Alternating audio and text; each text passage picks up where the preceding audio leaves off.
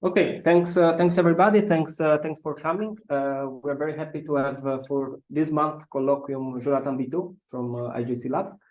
So Jonathan is currently working both on CTA and Projet.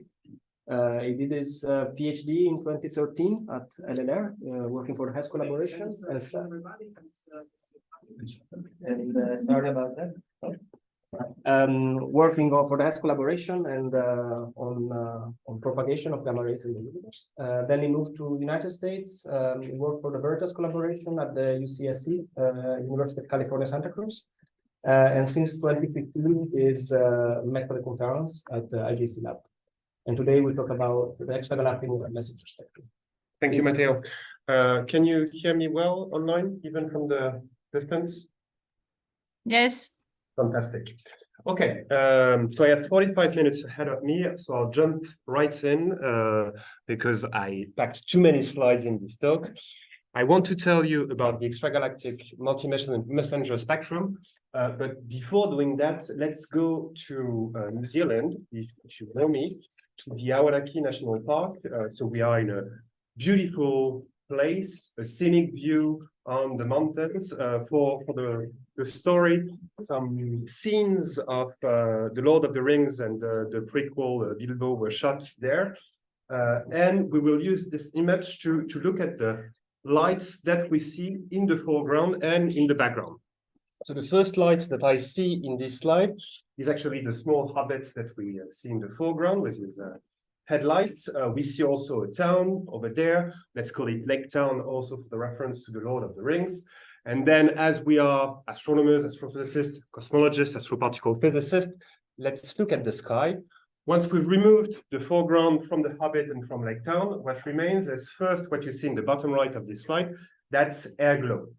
So air glow is basically the molecules and atoms that were ionized during the day by light from the sun, that during nighttime go back to neutral and emit some light. So this is this background that you see. You see on the left-hand side as well, a spot going to the top left, and that's actually solar light, again, that is reflected on the dust within the solar system. So that's what we call zodiacal lights, because it goes along the ecliptic, same as the zodiac. And so you need to remove, if you want to look at distant stars and galaxies, this foreground as well. The other thing that we can see is, for example, the emission from the Milky Way. We are in the southern hemisphere, so we have a pretty good view on the galactic center, but also on the outskirts of the Milky Way. And if we look at the bottom of the Milky Way, the two circles that we have there, we can even see the dwarf galaxies that orbit the Milky Way. These are the LMC, the Large Magellanic Cloud, and the SMC, the Small Magellanic Cloud. Okay, let's say that we are able to remove all these foreground emissions. What remains? Well, you can go to a very dark patch of the sky. So you go away from the galactic plane, you go away from the ecliptic plane where zodiacal light is very important. And you remove the air glow by sending your satellite far away from the ground. So, for example, take JWST here, and you look at a very dark patch, you will see stars and galaxies all over the place, provided that you have a deep enough exposure. Fantastic. So the question now that I want to ask you is, how dark is the night sky? We see galaxies all over the place. What would happen if we had an instrument that was infinitely sensitive to bright and distant galaxies? This is a question that we can ask now as professionals. This is a question that amateur astronomers or people simply landing, staying on the beach during summertime will ask themselves. And this is a question that was asked actually for the first time nearly 5 centuries ago, 4 years after the discovery of Tycho supernovae, where basically the foundations of the cosmological model back then from Aristotle and Ptolemy was completely revised because of this supernova. And the first one to ask this question was Thomas Digges in 1576, an Englishman. And when he translated Copernicus' famous piece, he added an appendix, basically, and discussed what we now know as the Olbers paradox. So we know it as the Olbers paradox because it was popularized 201 years ago by Heinrich Olbers. It goes as follows. Let's imagine that you are a little red hood. So we are in the bottom left here, in the middle of a dense and very large forest. Whatever the direction we look at, we will see the surface of a tree. We'll see a trunk, right? Another way to put it, if you consider point sources instead of the surface brightness on the left, if I look at successive shells in redshift or in distance, each shell emits proportionally to the number of stars or galaxies that are within this shell. That's 4 pi r squared dr. And each star or galaxy in the shell emits as L over 4 pi r squared. So you are left with a constant emission for each shell. Each shell results in a flux that you retrieve on Earth that is the same. So if you live in an infinite universe, you would expect an infinitely bright night sky. This is not the case. And the question is why and how dark or gray is the universe? This is not just a story for astrophysicists or amateur astronomers, but also this is also a founding pillar of cosmology. So this is a quote from a piece by Malcolm Longair that both astroparticle physicists and cosmologists here know from his a critical assessment of modern cosmology from 1993. And he tells us that the year before the CMB was discovered by Penzias and Wilson, when he began research in radio astronomy in 1963, so his supervisor gave him the copy of the famous book Cosmology by Bondi and told him, be careful, there are only 2.5 facts in cosmology back then. So fact 2 and fact 2.5, you actually know them. Fact 2 is the fact that galaxies are receding from each other. So that's the Hubble measurement from 1929. Fact 2.5, it's the hint back then that galaxies were evolving, meaning very distant galaxies do not have exactly the same properties as nearby galaxies. But fact 1, the most robust and interesting fact, is actually the fact that the sky is dark at night. So this very old Bose paradox. It tells us in particular that the fact that the sky is not as bright as the surface of the sun provides us with some very general information about the universe. Probably the most general way of expressing the significance of this observation is that the universe must, in some sense, be far from equilibrium, although in what way it is in this equilibrium cannot be deduced from this very simple observation. So what matters here is that there is some evolution. This is the way we would phrase it now. Okay, and so the question I want to ask today is what remains once the foregrounds, once the nearby trees have been removed? And the answer to that, and you can leave the room right after this slide if you want, because this is a conclusion, is this. So what we see here is a plot of the brightness of the sky, nu I nu, in nanowatts, so power that you receive per meter square on the ground, so in 1 meter square, in 1 steradian or per steradian of the sky, so from one patch of the sky. This is the monopole, so this is something that is nearly isotropic. I won't discuss the anisotropies in the extragalactic background. This is a whole topic of discussion. And this is the brightness of the sky as a function of frequency, going from what is very well established, 10 to the 7 hertz to 10 to the 25 hertz. So that would be from 10 megahertz up to TV energies. This is the electromagnetic band from radio to gamma rays. At higher frequencies or energies, we have the neutrino background, the cosmic ray background that we know for part of it are of extragalactic origin. And I added to this plot also the upper limit on the cumulative emission from binary systems of stellar mass. So the limits from LIGO Virgo on the cumulative emission from O3, if I'm not mistaken, as well as the hint from pulsar timing arrays that we have heard of last year. I put an interrogation mark here because this is just a hint. We are talking about nearly 45 orders of magnitude, so quite beautiful answer to the question of the darkness of the sky. So if you want to stay, now I will try to explain how we can obtain such a plot. And I will go first in the first 10 minutes. Also, I will give you an overview of these extragalactic backgrounds. Then, as a second step, I will look at the brightest of this cosmic background. Third step, the background, sorry, that is at the highest energies. And finally, I will try to wrap this up and to convince you that actually we need to add one dimension to this study, which is the time domain dimension to identify fully the sources of these backgrounds. Let's start with the overview. One thing that I've done over the past 2 years is collecting all the data points taken from radio to ultra-energy cosmic ray to ultra-energy, by the various collaborations that you see listed here. So if you are in one of these big collaborations, be it in X-rays, optical, infrared, radio, neutrinos, you will see the name of your collaboration in this plot. And so I will make, this is already public on GitLab and Zenodo, but I plan on publishing a review on this year, if I manage to wrap this first chapter into something that is fully coherent.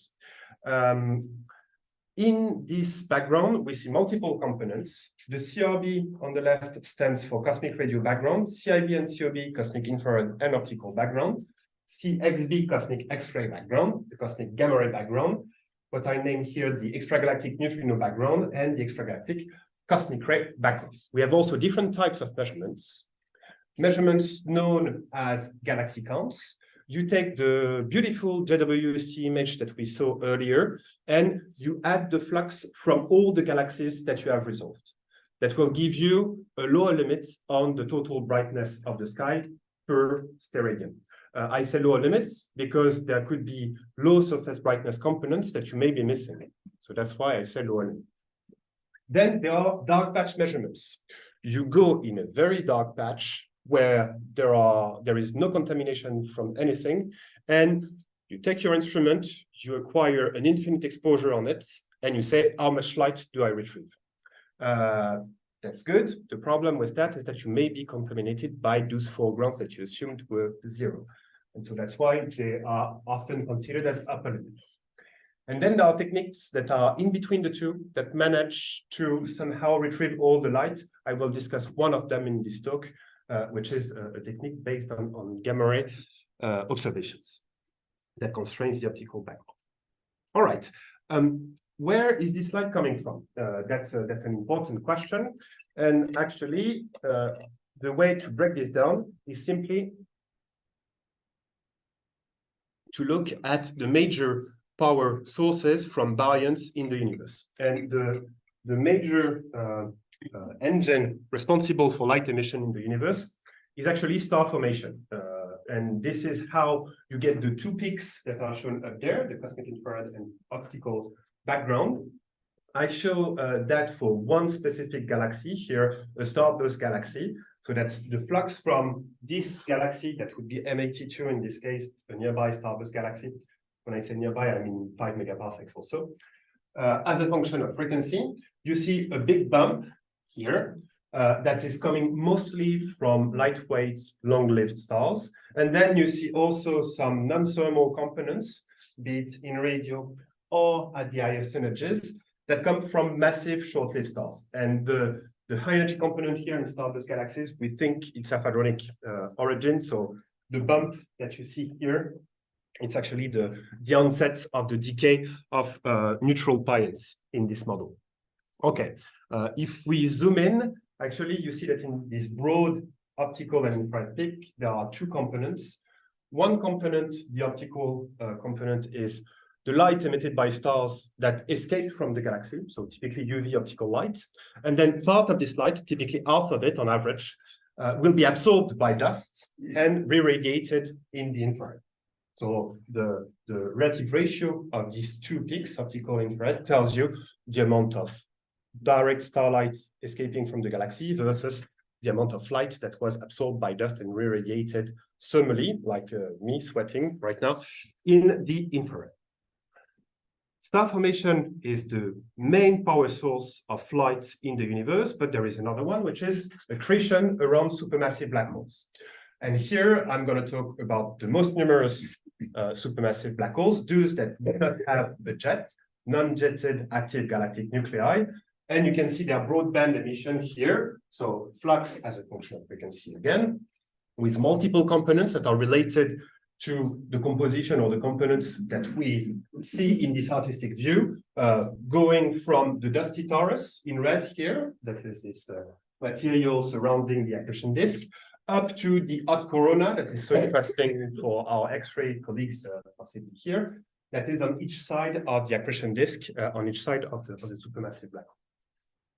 There are also, in 1 to 10% of the cases, jetted AGNs, so the very same supermassive black holes surrounded by an accretion disk, and on each side of the accretion disk, jets that are composed of plasma that emits non-thermally. And so this is the broadband emission that you see here in gray and in brown, either at low energies for synchrotron emission or at higher energies, mostly inverse Compton emission, but there could be some hadronic components in there. Okay, very good.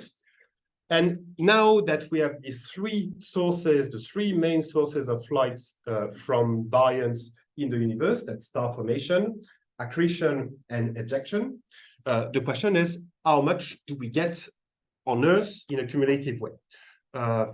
Just as an intermediate step, these classes are not mutually exclusive. So if you take, for example, the nearby radio galaxy, 4 or 5 megaparsec again, Centaurus A, it's a very actively star-forming galaxy. It's a lenticular galaxy, so in between elliptical and spiral galaxies, that emits tremendous jets, tremendously powerful jets.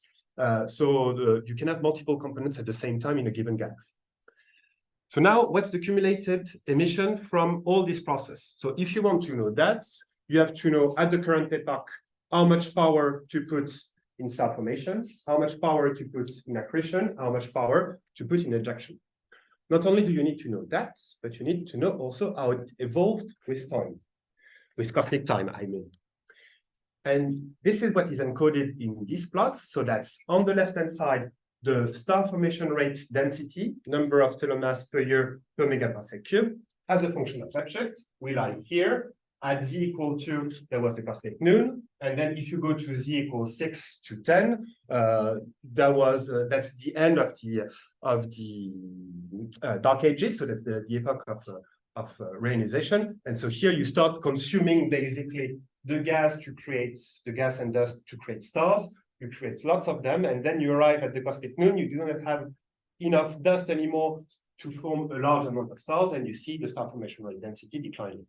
Interestingly enough, there is a co-evolution of the accretion rate of supermassive black hole, or at least we think that from infrared and X-ray observations. This is what is illustrated on the right here. So the black curve is, again, the cosmic star formation history. And then in red, green, and cyan, you see inferences of the evolution of the black hole accretion history, scaled by a factor 3000.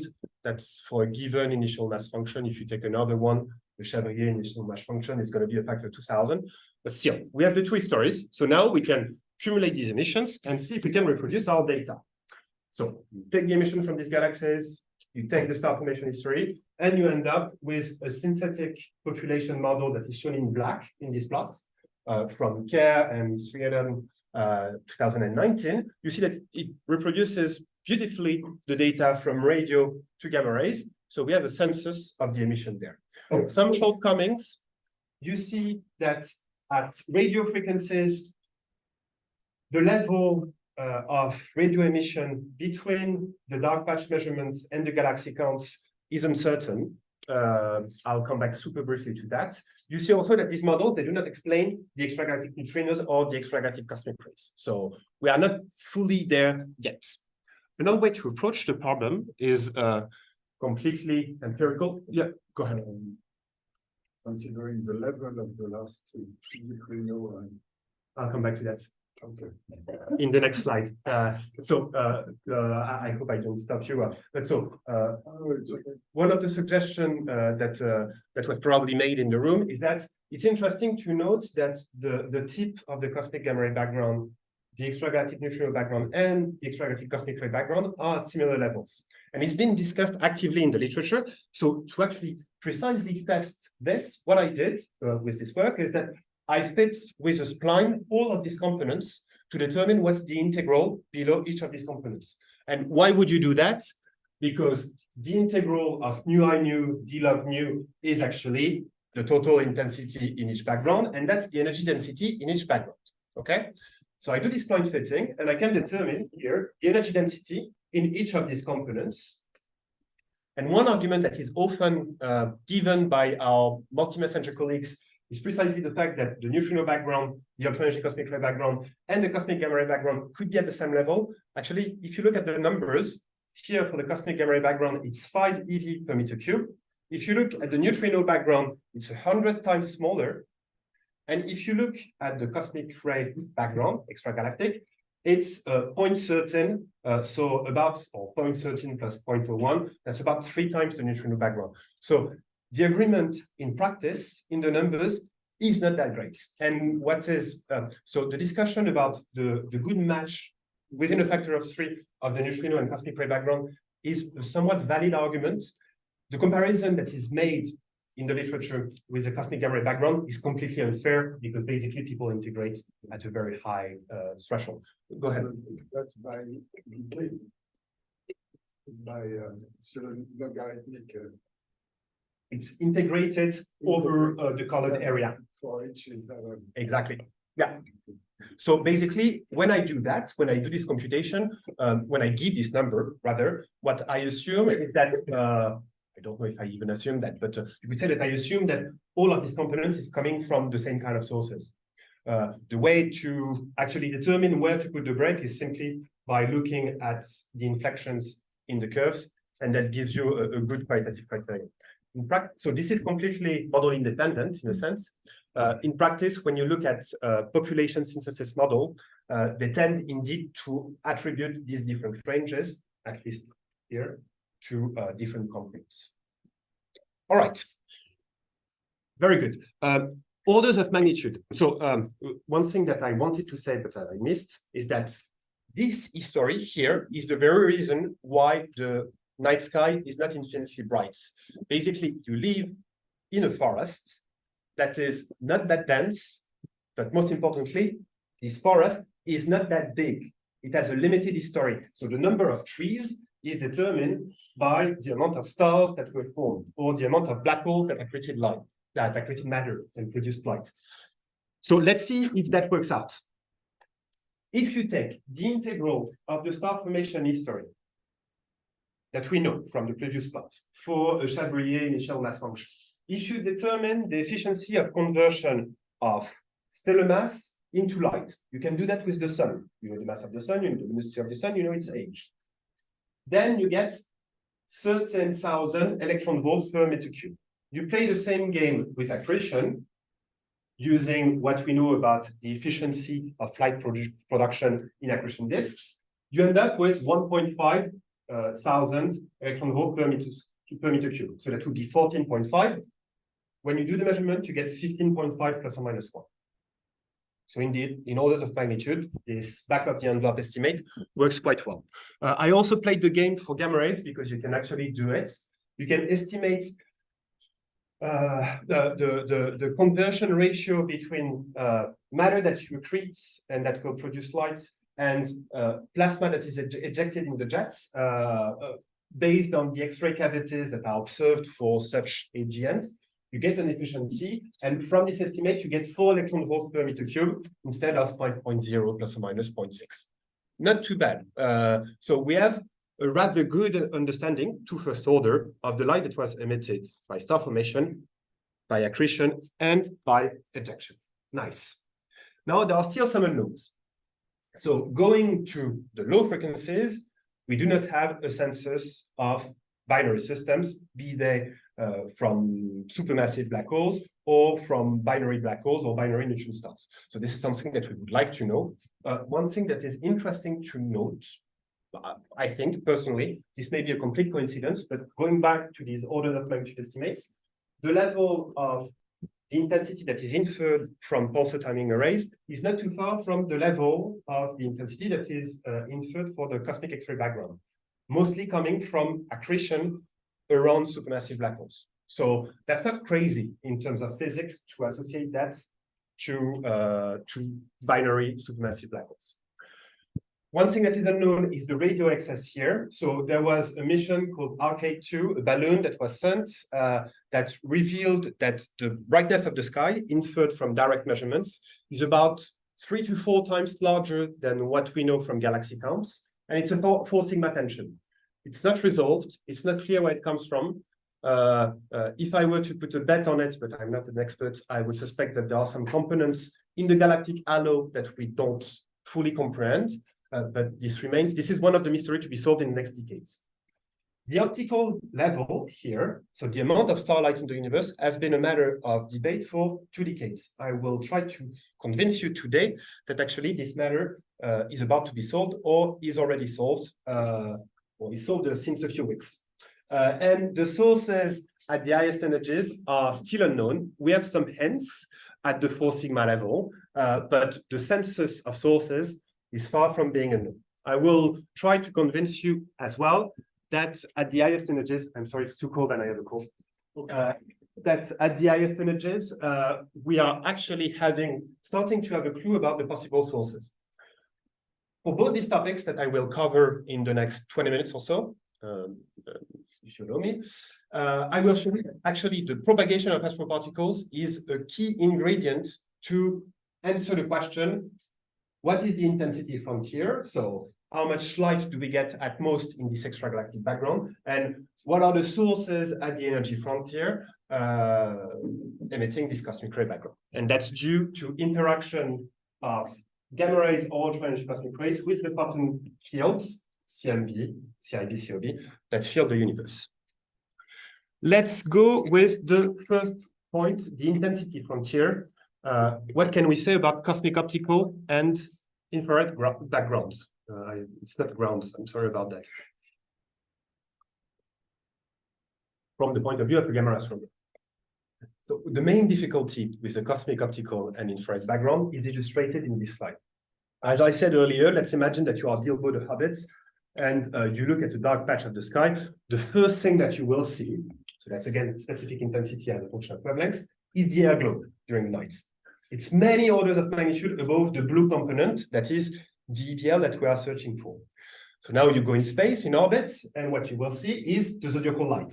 And here I'm taking the zodiacal light, or rather Linus is taking the zodiacal light, at the point where its emission is minimum. So this is in ecliptic coordinates. If you go at the ecliptic pole, you will have the minimal amount of contamination from solar light reflected by this dust in the solar system. Even if you manage to remove this zodiacal light, you have to remove all the faint stars below the magnitude at which you can see them. And finally, there is contamination by the diffuse galactic light, in particular cirrus clouds that fill the galactic plane. So super difficult to measure directly. So rather than showing the direct measurements, I show here on the plot on the left the galaxy counts mostly, which are now converging at a precision on the order of 5% around the peak of the cosmic optical background. So we know all the, or we think that we know all the point source or nearly point source galaxies in the universe in a cumulative way at the 5% level. I removed lots of points from this plot on the left that I put in this plot on the right. You see the black line that guides the eye again for the model.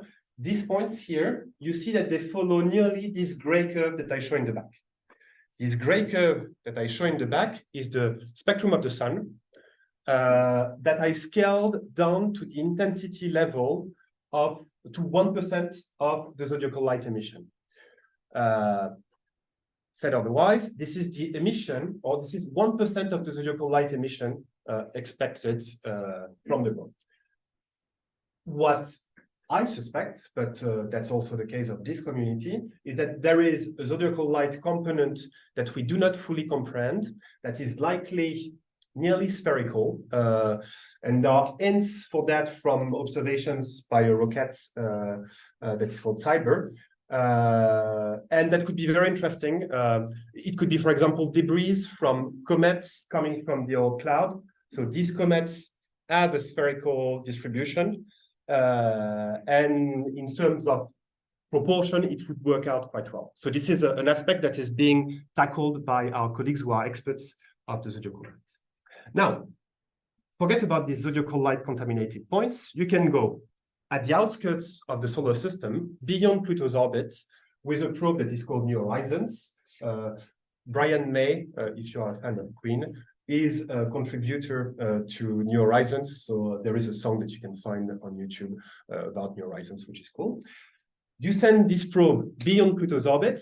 There is no zodiacal light contamination. You look at a very dark patch, and you look at one, and you see in 2021. So you are called Mark Postman and Todd Lower. You have lots of experience with HST. You run your analysis on this one field, and you find too much light, like twice the amount of light that you would expect.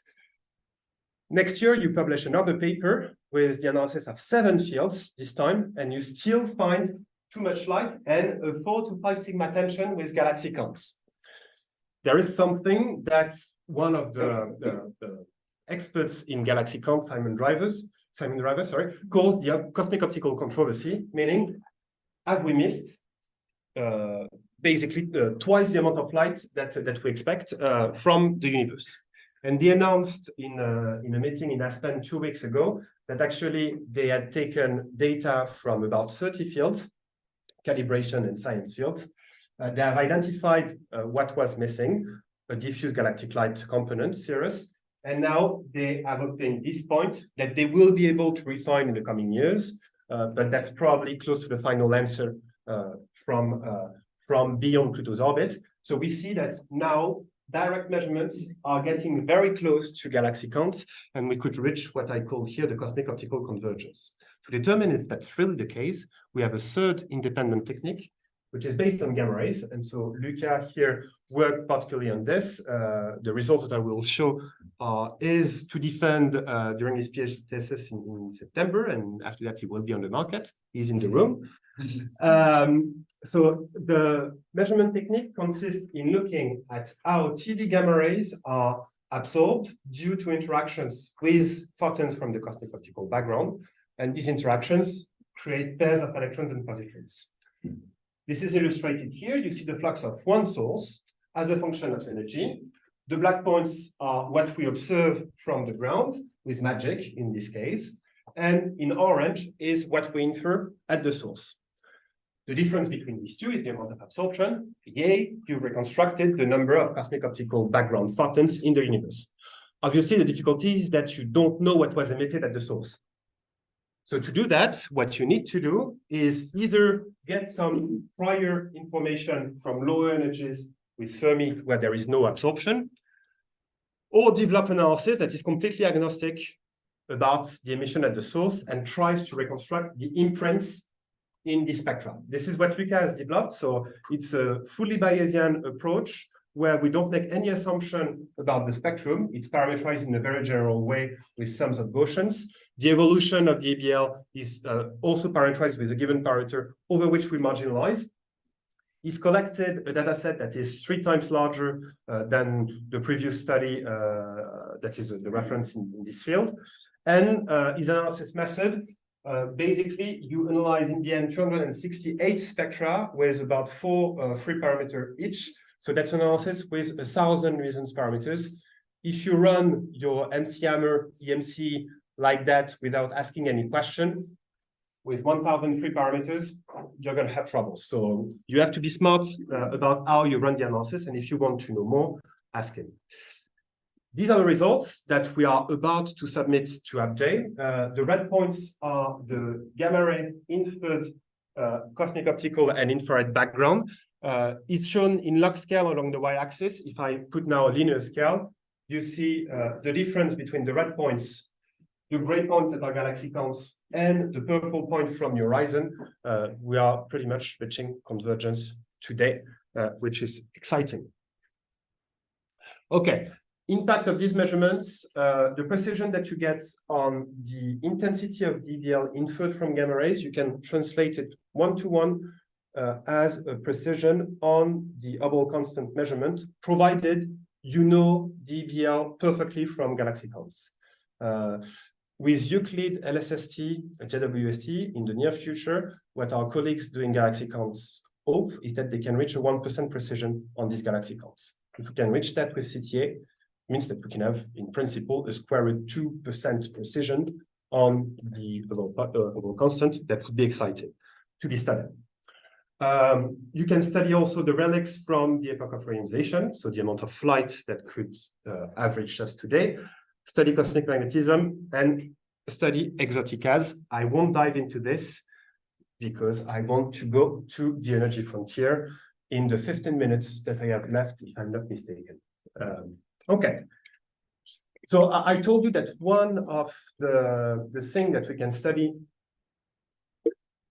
as a consequence of measurement of gamma ray absorption on the cosmic optical background is cosmic magnetism. We'll see that actually the magnetization of the cosmic web is also a topic of interest at the energy frontier, so at the highest energies for cosmic rays. What are those?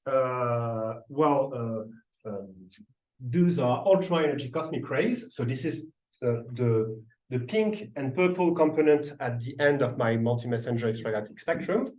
Up there, I showed a spectrum reconstructed by the Pierre Auger collaboration, scaled with a factor e to the 3.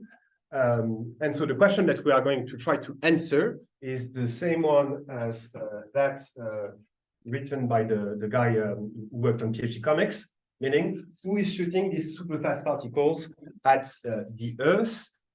This was one of the chapters of We Have No Idea. I hope that you will be convinced at the end of this talk that we are starting to have some ideas. These ideas, they come from the observables that we have. One is the spectrum.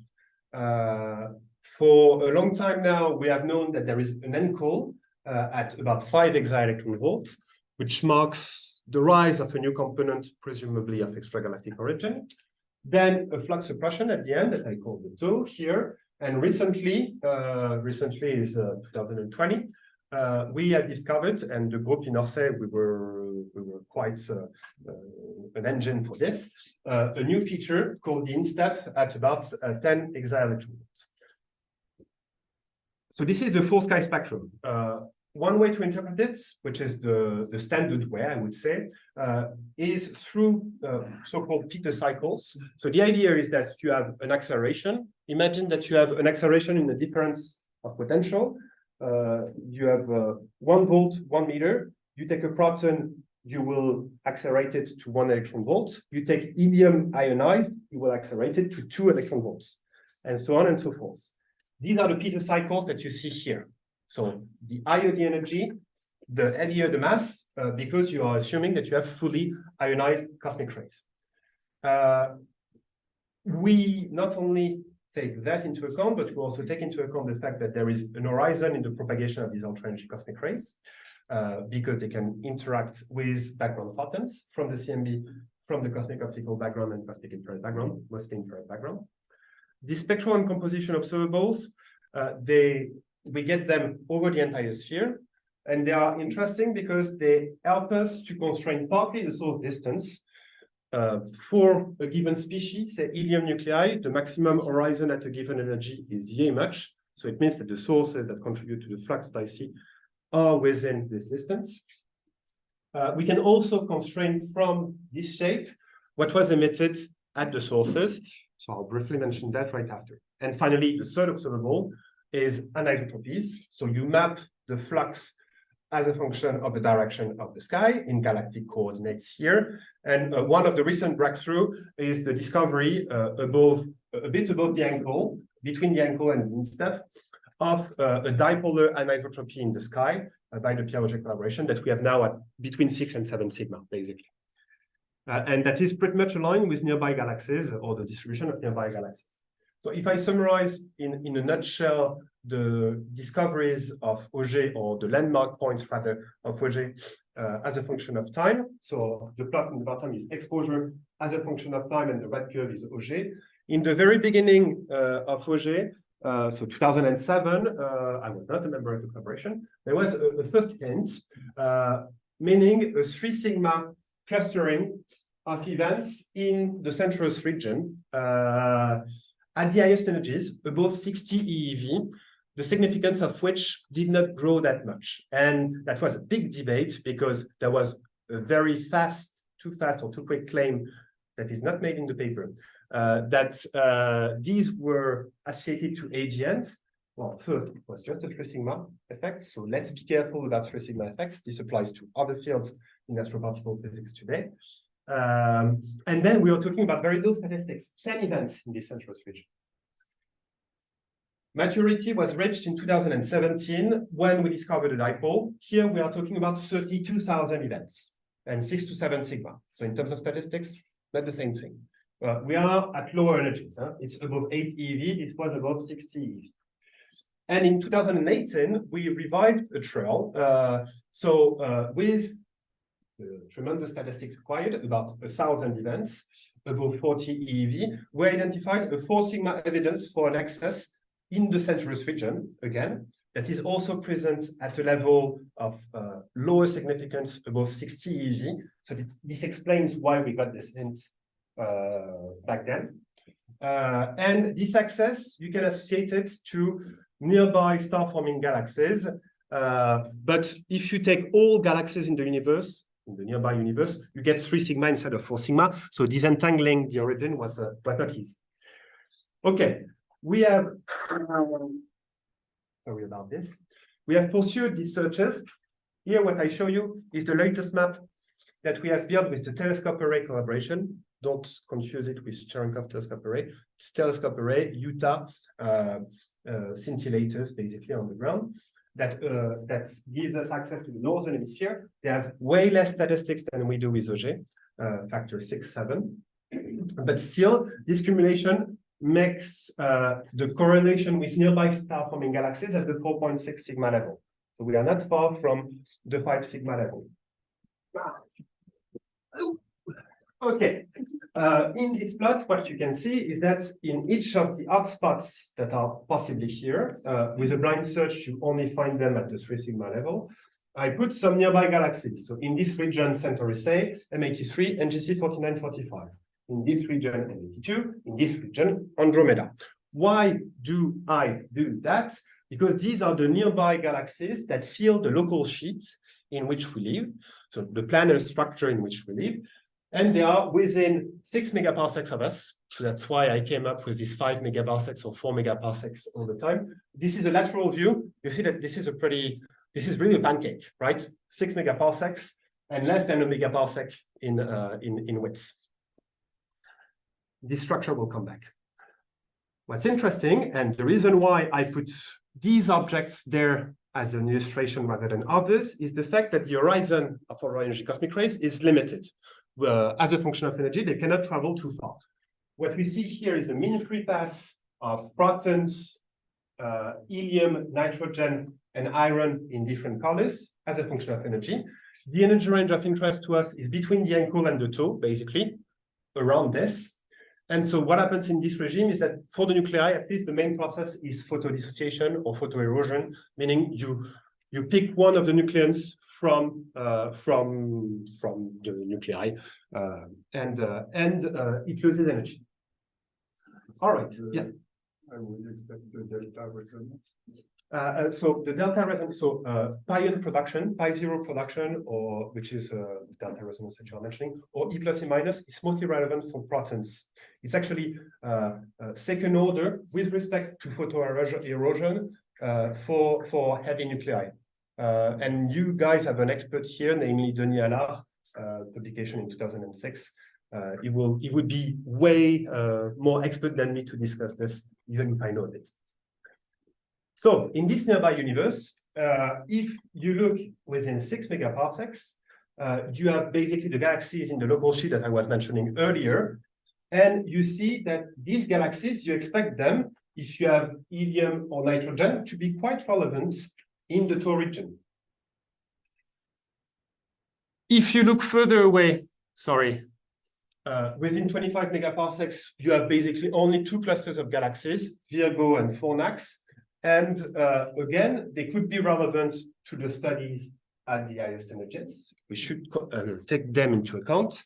And only when we go to the lowest energies, close to the ankle, do nearby superclusters that are illustrated here in 3D start to matter.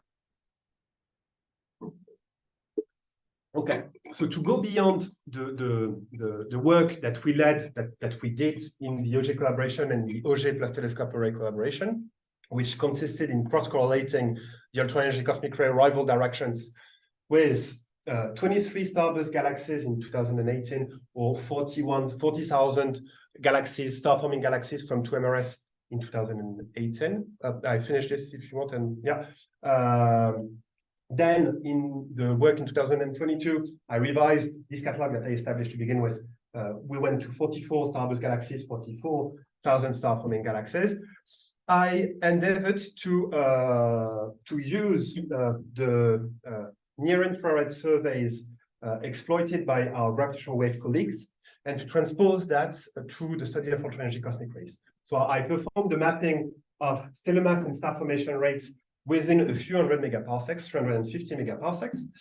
Here you see the stellar mass density obtained from these 500,000 galaxies in the volume. You can compare that to what is inferred from the velocities of galaxies by our colleagues Brent Tully, Hélène Courtois, Daniel Pomared, that study Laniakia and others.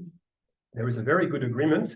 And then if you have such a mapping, you can not only study the impact of very nearby galaxies, the LMC here, that we should see shining in the sky, but also intermediate galaxies in the local sheet from 1 to 10 megaparsec along the supergalactic plane, but also the nearby clusters, that's Virgo, and superclusters going further away, and compare them to the background as well. You had a question? You just answered it. Those are galactic coordinates. Those are galactic coordinates, yeah, sorry. The maps are a bit small. Okay. So now, if you want to come up with a full model of the ultra-energy cosmic ray sky, you have to take into account the fact that these are charged particles, and this is often the main hindrance for our studies. So this is a constrained simulation of the cosmic web within 200 megaparsecs in the cube, constrained so that it reproduces the nearby clusters, such as Coma, Perseus, or Virgo. We are here. And in this planar view of the cosmic web, you see multiple structures, the nodes, clusters, the filaments that connect them. That would be the side of such a cube. The sheets, they are difficult to see in 2D, but we live in a sheet, and the sheets are within filaments. So planar structures or pancake-like structures, and finally the voids. The magnetic fields in these structures is not well known. In clusters, we have some good measurements of Faraday rotation or synchrotron emission. So 1 to 10 microgauss at peak, and then for a dozen of them, there are very good constraints. Filaments, very recently, 2021, 2022, there were discoveries of synchrotron emission, and Faraday rotation from stacking analysis. And they inferred these two sets of pulses a mean magnetic field of about 30 nanogauss in these filaments. Sheets, we don't know. Voids, the best we can say, if, well, whether it was of primordial origin or of astrophysical origin, that is probably below 10 picogauss. I quote this value because this is the most up-to-date constraint from CMB anisotropies for a primordial magnetic field. Okay. With Antonio up there, former postdoc at IGC Lab and now in University of Napoli, that some of you know, he applied to CNRS this year. We used the knowledge on the magnetic field of Coma and other clusters. So both the magnetic field profile, so strength as a function of radius, and the gas density profile to determine what happens if you inject cosmic rays or ultra-energy cosmic rays in the center of the cluster. Can they escape or not? So there are two aspects. One, residence time in the cluster. The stronger the magnetic field, the more you're going to stay in it. Two, gas density. The more target material, the more you're going to interact. And Antonio determined these transparency curves. So that's the transparency of a cluster to protons as a function of energy, to helium, to nitrogen. Bottom line, for classical clusters, 10 to the 14 or 15 solar masses, the clusters are opaque to ultra-energy cosmic rays. Clusters such as Virgo, Perseus, Coma, Centaurus. Only when you go to very low magnetic fields, about those inferred for filaments, they would be completely transparent to ultra-energy cosmic rays. So that means that we need to take into account the few nearby clusters that we expect to be shiny based on the mass that is in there. And we need to filter them out with these transparency curves if we want to model the sky.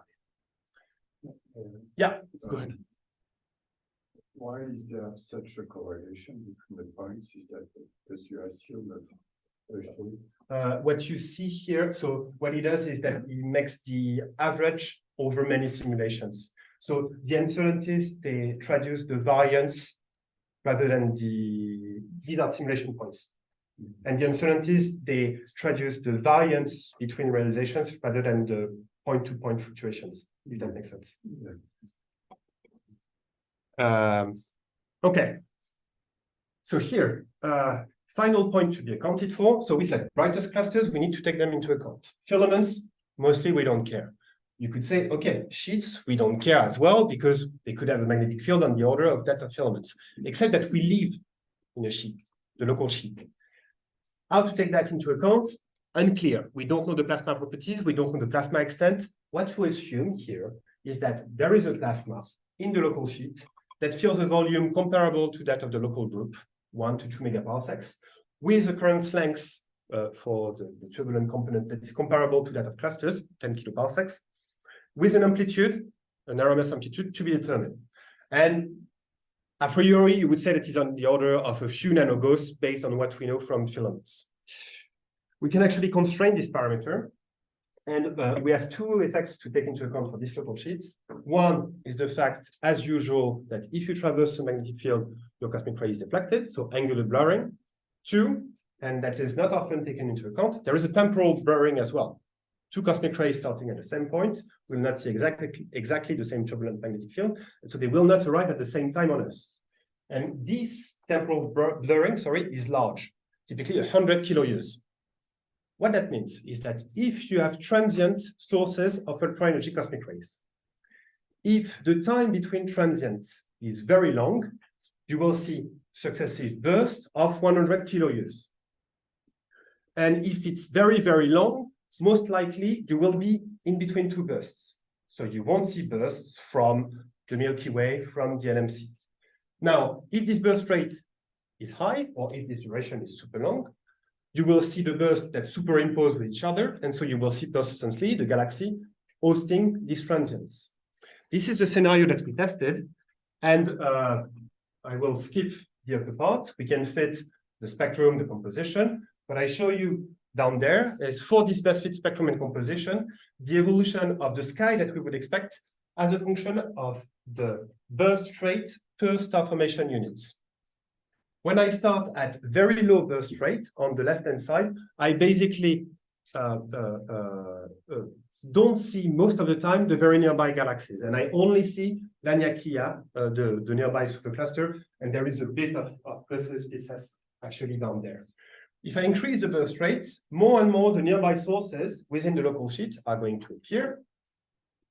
The further I increase it, I start seeing Andromeda, Triangulum, and at some point, if I increase it too much, I should see the Milky Way.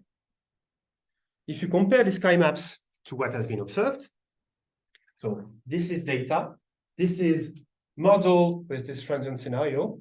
Here, I show you that we also studied what happens if you take into account one model of the magnetic field in the Milky Way. You can compare those to this and determine when there is agreement or not. The best way to do that would be by running the analysis, again, the point-by-point ultra-energy cosmic ray data. We leave that to the collaboration, and the effort is under discussion in the collaboration. But in this paper, what we do is simply request that we have in the model a hotspot that is close to this region, And by doing this, we can exclude a fraction of the parameter space that is illustrated on the right here. Bear with me for 2 minutes. That's the burst rate, yeah, don't worry. On the y-axis, burst rate per star formation rate unit as a function of energy emitted per burst. The green region here is the region that in which we can reproduce the hotspots basically that have been observed in the data. Whether you take into account, you include in the model the Milky Way or not, results in a tighter or not parameter space. And green versus blue here is whether I assume an evolution following the star formation rate density or following the stellar mass density. The line in the diagonal shows the constraints from the spectrum. So you know the amount of energy that you collect from ultra-energy cosmic rays on Earth, and that gives you a constraint on the rate of burst times the energy emitted per burst. I hope that makes sense. So what that means is that the ultra-energy cosmic ray sources, somehow they should live in this area. To finish the study, what we say, we make an assumption that is very similar to the classical assumption for supernova remnants. We say that 1 to 10% of the kinetic energy of these bursts should go to ultra-energy cosmic rays. So that's moving from this region that I showed you before in gray to the red region on the right. And I overlay on this plot the rates inferred from X-ray observations for several populations of bursts. The central one here are long gamma ray bursts. And you see that lots of others don't survive the criteria. I won't discuss this because I have to move fast. Okay. We conclude in this paper that is under review right now that based on the ELAS criterion and the criteria that we established for anisotropy maps, long gamma ray bursts are the only transient sources that survive the cuts. Now the question is making the assumption that ultra-energy cosmic ray sources are transient a reasonable assumption? There are two arguments to say yes. One, the fact that there is a so-called ELAS-Lovelace-Waxman criterion that puts a constraint on the luminosity, rather the magnetic luminosity of these objects, that should be pretty high. So it's hard to maintain such a high luminosity over a long period of time. That argues for transients. One argument that we have explored as well, following actually a suggestion from Martin, who asked us about the metallicity, or what can we say about the metallicity of the ejecta? What I concluded is that the metallicity is not something that we can directly constrain because we don't know the amount of protons that escape from the source, but we can constrain the ratio of helium to heavy nuclei and the ratio of elements produced in stars by CO-Si burning versus those produced by helium burning and the cyano cycle. Bottom line, you can rule out that you have a jet that picks up an ejecta from the interstellar medium. So AGNs don't work unless you inject lots of heavy nuclei at the basis, and I don't really know how to do that. And moreover, the ratio of heavy to intermediate mass elements is very much in line with what you expect from massive stars. So the best scenario that appears to emerge from this is that you have basically these long GRBs whose progenitors are type 1b/c supernovae that expelled their outer light shells of hydrogen and helium. And so you basically accelerate the heavy material in this remnant so that you produce your ultra-energy cosmic rays. And that brings me to the last point, but I won't dive into it. Let me just say that the work of mapping the local universe was crucial to determine, to put constraints on the sources of ultra-energy cosmic rays in the previous slide. I think we think that it can be extended, and we can add one information, which is the rate of each burst, each type of bursts expected per star formation rate unit in a more constrained way. We will be able to do that with transient facilities that are coming up and using brokers that are being developed for LSST in the near future. And that's it. Thank you. Thank you very much.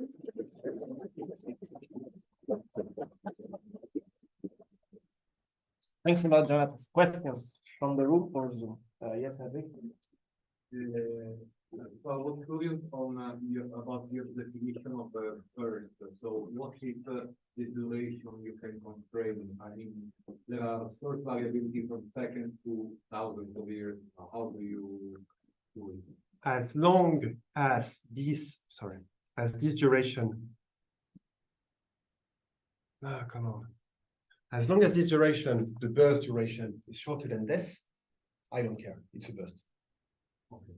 Because you see, what will happen if you have a burst of a given duration that is then spread in time as it traverses the magnetic field, you'll get the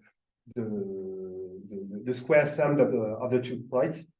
So as long as your burst is less than 10 kiloyears, that would work. Then you could say, okay, what about a starburst episode, for example, in a galaxy? Well, they are expected to last a bit more than this, but let's imagine. The problem is that you need also to have the right rate and the right luminosity or kinetic energy. And so basically, if we assume that ultra-energy cosmic ray sources are transient, I don't see how there can be another solution than this one. Then you can say, no, I'm going to argue otherwise and say that they are AGNs. But then you have to counter these arguments. That answers your question. Thanks. Stefan? First of all, thanks for your seminar. I really enjoyed it. Thank you. I have a couple of questions on the transparency of clusters to cosmic rays. First of all, it means that they are opaque because particles interact inside. So should we check for gamma ray limits because if they interact, they do something? And the second question is that there was, I don't know if now is still popular or not, but there was the idea that you could also accelerate accretion shocks in cluster where you are mildly magnetized but big. And so in that case, of course, everything will be transparent because you are already kind of outside of your system. So second question, in our study here, this is not something that we have included, obviously. We have just taken the magnetic field and density profile that are inferred from the thermodynamics of clusters. So the shocks that may happen here, well, close to R500 or below, we have not taken them into account. The main point here is most of the bionic matter, that's not true what I was going to say. Most of the shining bionic matter is located here. And so if ultra-energy cosmic ray acceleration is related to these stars or active galactic nuclei, they won't escape even if there is a shock out there. Now, that doesn't mean that the shock itself cannot do something else, pick up some material, whatever you want. For the first question, I fully agree with you. We have to determine what is the number of secondary gamma rays and neutrinos from these objects. We know, or I know from the mapping, how much star formation rate density there is in there. Antonio knows how to propagate them. You know probably the good recipes to compute the secondary flux. So let's work on this together. And I think that Antonio mentioned that. Yes, so thank you very much. My question was following up on that of Enrico. So if you, a couple of weeks ago, there was a paper by the collaboration about the magnetic horizon effect. So how would you reconcile it with interpretation in favor of starburst galaxies? So the magnetic horizon effect is actually relevant only if you assume that the magnetic field that is filling this is very large. By very large, so it's at the level of the nanoghost, usually, what we assume. One way to say that this assumption is a correct one. So, okay, what is done often cases is to assume that you have a homogeneous magnetic field around you, turbulent one. You put it at the nanoghost level, and then, to first order, let's put it like that, you determine at which distance the delay or spread in time is equivalent to C over H naught, and that's it. You have your horizon.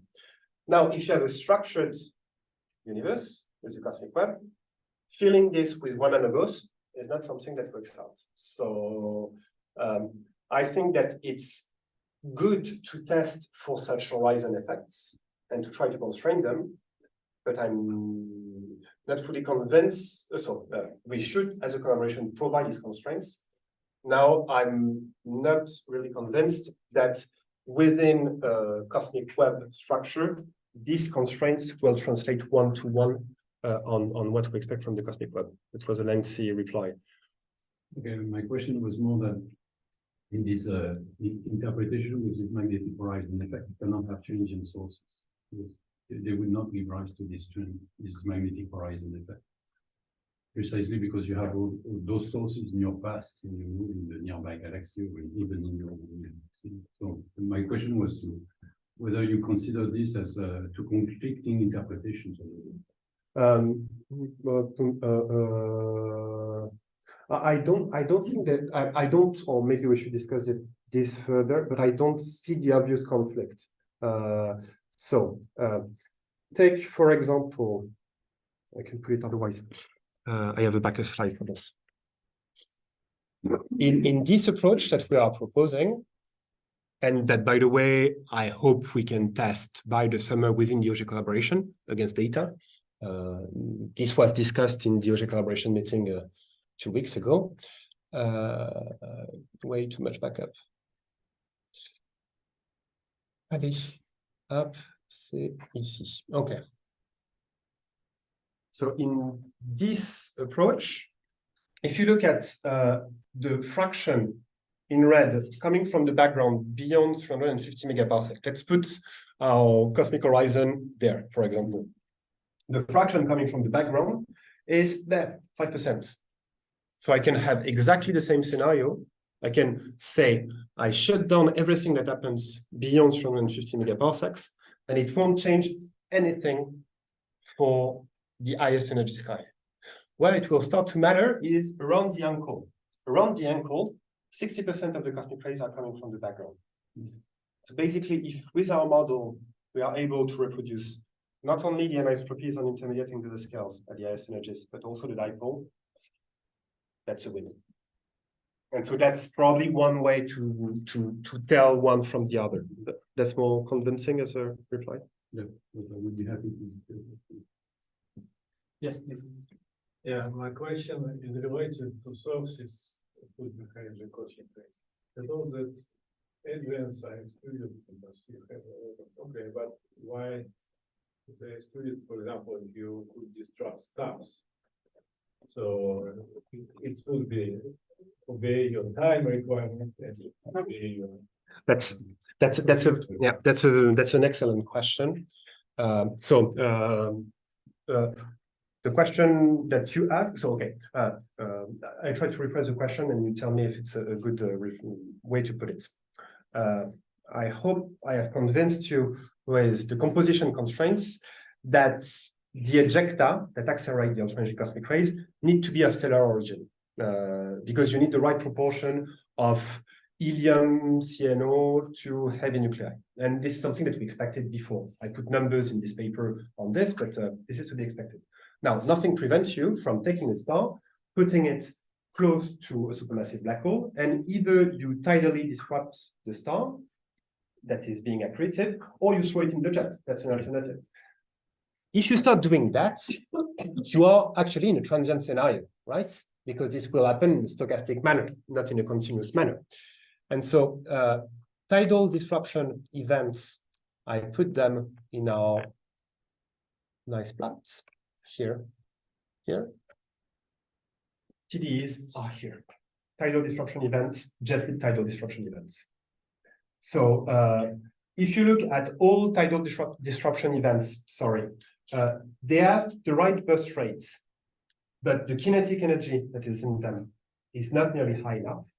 These error bars here that are super large, they do not traduce the uncertainty on the kinetic energy, rather the variance that is inferred over the population. So if you wanted to give a full statistically significant answer to this, you need to integrate over this and do the work.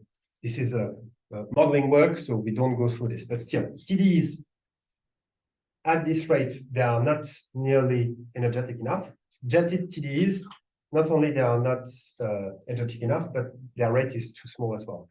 Now remains the question of throwing stars in jets, but I would expect this rate to be even smaller than that of TDEs. So it seems to me that it solves the questions. Unless there is a way out that I didn't see. Other questions? I think there is a question on Zoom by Go ahead. Sonia. She raised the. Yeah, no, sorry, it was answered by the other replies. Thank you for the talk. Thank you. Okay. Okay, if there are no more questions, I think we can thank Jonathan again for the presentation. Thank you very much for coming. Florian, do we know the date for the next colloquium or not? Yes, the next colloquium is on the 29th